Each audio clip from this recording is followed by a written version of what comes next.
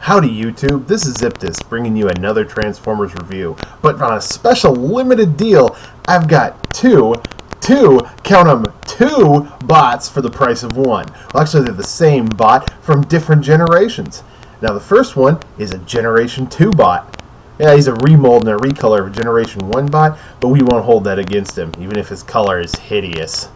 This is Swindle in his Generation 2 camo sort of color thing. I mean, he's orange and purple and not all that great. And since he's only a limb for a Scramble Cine combiner, he's not all that wonderful to start with. But it's Swindle! And we all love Swindle, don't we? You can see he's a little Jeep thing. Nothing to write home about.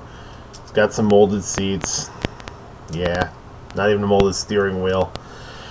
His transformation is painfully simple, as all of the Scramble City combiners are. Pull that back. Pull out his arms from the sides. Ooh, exciting. And flip down his legs. And that is Swindle. Notice that head, though. It's a decent little head sculpt for the time. From the 80s. This color scheme is garish. That's what G2 was known for. It is really bad. There is very little articulation. His arms move. His head does this, but, you know, that looks dumb. He's not great, and I'm missing his weapon, so he looks even worse. Anyway, that's your first Swindle. And, you know, if this was all I was giving you, you really would feel swindled.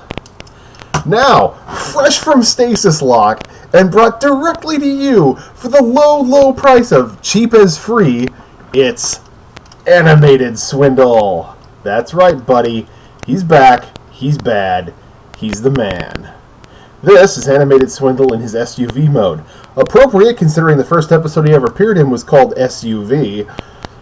As you can see, he's an olive drab, sort of military-looking vehicle with a wonderful color scheme of of this olive drab green and purple. He's got purple translucent windows with some tech detailing behind him that doesn't quite come out very well on this camera. Plus he's got a purple front grille, purple painted windows. The only problem I have is this back window is not painted.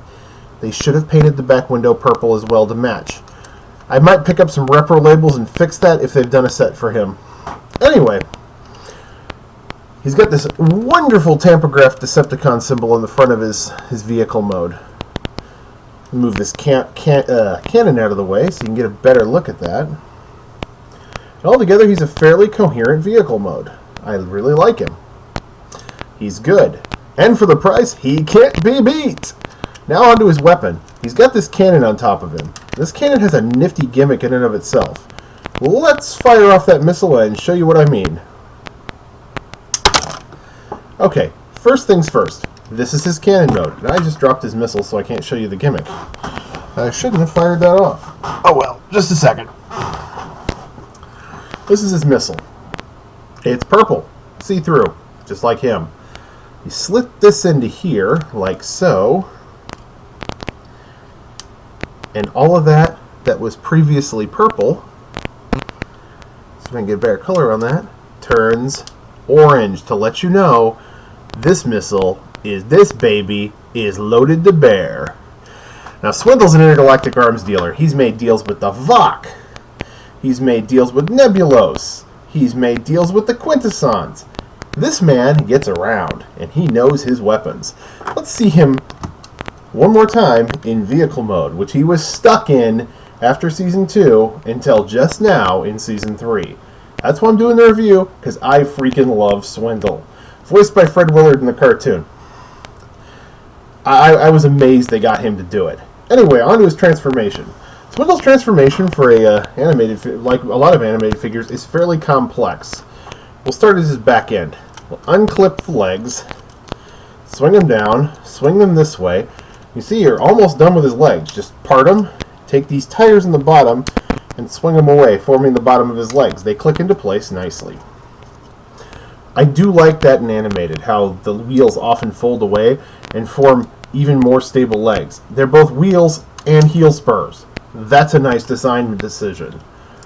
Okay, next part, flip these up. pull this back and flip these around and up, forming a kind of backpack affair. Or actually, you can fold them up and down too if you want. So they're out of the way. But it forms a kind of a backpack affair. So you've got that going on. Now, fold that up. You separate these. These are his arms. You fold these up. It's like so. Swing the arms down. Turn them around. Now this part's the part I really like about his transformation. Well, after we fold his chest in, of course. His chest will fold in underneath. But you gotta push it down, and sometimes that takes a bit of force. But there. See, there his chest folded in nicely that time. And that'll clip into place as well. Take this back panel, fold it down. Whoops. And then we'll just push his head up. One thing about his head is it's highly reminiscent of the G1 head, the G1 peg head that's a connector port. This one, however, will turn. And it's got some fantastic light piping, as you can see there. I mean, look at those purple eyes. Those are amazing. Now onto his hands. Fold his arms out. And his hands are actually hidden in this bumper part. You swing this over to the side, flip out this hand, push these in until they click. I think they're going to click. Push that in, pull out his hand assortment, pull it out, then his thumb clips out from there, giving him these massive claw hands. I mean, look at that hand. That is a nice hand. You flip out the same, do the same on the other side. Flip out the front. Like so. Well, pull this out. Flip out the front. Push this in till it's there. Flip out the claw and form his hands. Now, this is almost finished Swindle. It's a very nice robot mode, very coherent. Got a little bit of a backpack, but we'll take care of that in a minute. And he's got arm articulation, almost full 360. He's got elbow articulation. His arms will go out to the side. His fingers will move.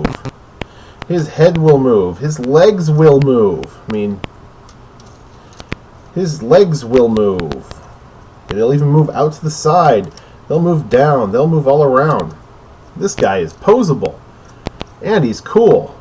Now, you may ask yourself, aside from this big cannon, which clips on right over here on his arm, giving him a kind of Megatron fusion cannon look, which I like. Pull that off. What happens if he gets disarmed? What would you do in this situation? Well, Swindle's arms dealer, he's never going to go anywhere without a good selection of weapons. And I'm going to show you his selection of weapons right now. First of all, we've got these shoulder cannons. They flip up and flip around, giving him a nicely armed look. And I believe that'll flip down a little bit more, but there you go. That's Swindle's heavily armed mode for his shoulder cannons, which look pretty nice. And now for the pièce de résistance, as they say. Or as I say it badly. You flip out his chest, and he's got a machine gun or a Gatling cannon inside of there, giving him at his arm weapon. And you have the most heavily armed weapons merchant you are ever going to find. And how much would you expect to pay for this fine gentleman? $19.99? Nah, not for now. For a special offer, you can find him on sale for the price of a deluxe. Yeah, I know, not impressive, but he's a great figure.